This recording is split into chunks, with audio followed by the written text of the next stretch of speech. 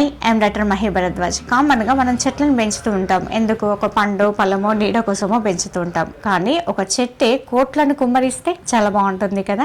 ఇది వచ్చేసి మహారాష్ట్రలో కేశవ్ సిందే అనే రైతు విషయంలో జరిగిందనమాట. ఓవర్ నైట్ కోటీశ్వరుడు అయిందనమాట ఆయన. ఎలాగంటే ఆయన పొలం ఉంది, ఆ పొలము రైల్వే ట్రాక్లో వెళ్తుందనమాట. దానికి సంబంధించిన అధికారులు వచ్చి ఆ భూమి సేకరించేటప్పుడు అక్కడ ఉన్న ఒక చెట్టును గమనించి దాన్ని పరిశీలించి అది ఎర్ర చందనం చెట్టుగా వాళ్ళు గ్రహించి అది చాలా కాస్ట్ ఉంటుందని చెప్పేసి ఆ ఓనర్కి చెప్పారు. అప్పటి వరకు కూడా ఓనర్కి అదంతా విలువైన చెట్టు అని తెలియదు.